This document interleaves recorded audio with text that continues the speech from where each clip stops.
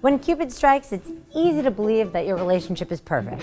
But realistically, do you think you're more or less happy than the average couple? We know that people think that they're smarter, they're better looking, they're better drivers even than the average person. Over 90% of people think they're a better driver than average.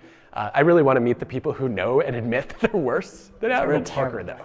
We asked people what % of relationships are happier than theirs. Yeah, like I'm trying to be realistic about it, but also not totally pessimistic about our own relationship. I've never ever met anybody that had a better relationship and a better marriage than we have.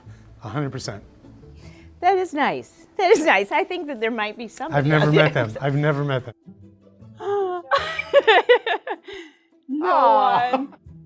20. I think I'm 95% happier than the rest of the world Gotcha. with our marriage. Okay. I feel bad that I put 15 now. No, don't feel bad. Yeah, what she said. Next, we asked them, what's the probability that their marriage ends in divorce? I wrote less. You wrote less. That's good. I was figuring that we're less than 50%, right? Oh, 8%. Okay. What does yours say? I like him. There we go. That's funny. So we're realistic, 1%, right? Yeah. I said statistics. Our couples on average said they thought only 11% of relationships were happier than theirs. But we can't all be above average, though most of us think we are. And on average, people felt their probability of divorce was only 5%. We all know it's much higher than that. So why are we all so stupid? The first one is that they're lying to you. They just don't want to admit it. The second is self-deception. They're lying to themselves, and they don't want to admit it to themselves or each other.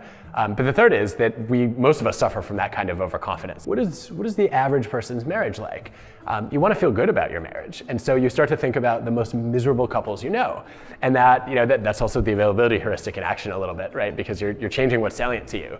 But then you come out of that and you say to yourself, you know what? I know a lot of people who have gotten divorced. I know a bunch of other people who are heading that way for sure. We're great. I think confidence we know it's powerful for motivation. It's a huge force behind grit and persistence. The problem is though that sometimes it leads us to persist with the wrong choices, the wrong projects, the wrong partners. And so we just need to be a little bit careful. It's a tightrope walk and you can fall off either side.